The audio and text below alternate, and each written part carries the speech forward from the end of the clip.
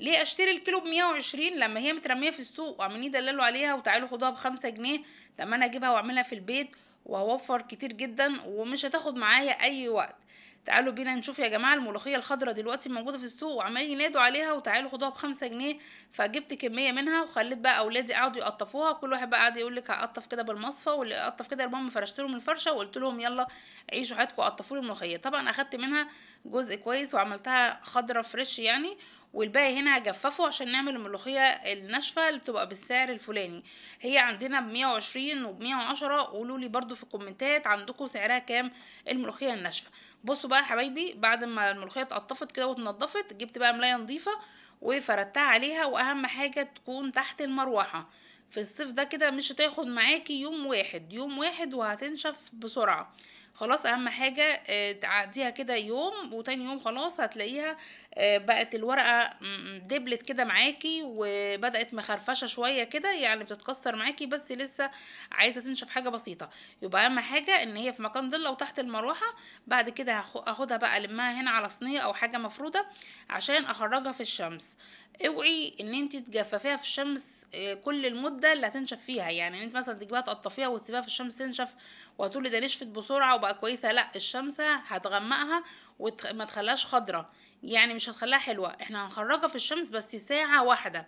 يبقى احنا نشفناها في الضله تحت المروحه وقت ما خلاص كده تنشف، وبدها ساعة واحدة في الشمس. دي طريقة أمهاتنا ربنا يرحمهم يا رب ورحمة واسعة، وكل الناس بتجففها بالطريقة دي. لكن ان انت تنشفها كل الوقت في الشمس لا، هتبقى غلط. يبقى انا طلعتها بس ساعة واحدة في الشمس خلاص، هي بقت جاهزة معايا. كانوا بقى بيجيبوا الغربال كده الواسع ويقوموا حاطينه عليه ويفضلوا بقى يفركوا بايدهم الاتنين ويبداوا ينزلوا الحاجه من تحت الغربال ويفركوا بايديهم. طبعا احنا في وسائل دلوقتي اسرع بكتير، فانا فركتها ما بين ايديا كده بصوا بقى بالشكل ده. وبعد كده خدتها بقى في الكبه يعني بس عشان الم الهيشان اللي فيها شويه. وفي الكبه ما فيش بقى خبطتين تلاتة نعمت معايا خالص. عملت كده ايه مره والتانية. وبعد كده بجيب بقى عندي المصفى الناعمه دي وابدا اصفي الملوخيه عشان بقى لو في مثلا في عود باقي في حاجه خشنه قوي، فالمصفى هنا تصفي لي كل الشوائب وبتنزلي بس الملوخيه الناعمه الخضراء. هي ناشفه يعني بس بتبقى لونها اخضر حلو يعني مش سودا، فاهميني؟ بس فبفركها برضو بايديا عشان انزل باقي. وكل شويه الناشفين هم بس الحبه الباقيين هم دول، يعني هم دول اللي طلعوا من النخل. وبعد كده هحتفظ بقى في التلاجة، احطها في علبة ناعمة وخضرة وجميلة وبتقعد معاكي من السنة للسنة. هوريكم اللي فاضل عندي من السنة اللي فاتت بس كنت شاريها جاهزة بصراحة. هوريكم بقى الشكل والفرق ما بينهم الاتنين اللي انا بوريها لكم دلوقتي طبعا اللي انا لسه عاملاها معاكم. فانت هاتيلك كده بتاع 5 6 كيلو كده ملوخيه خضراء من السوق وتسلي عليها كده يوم كامل.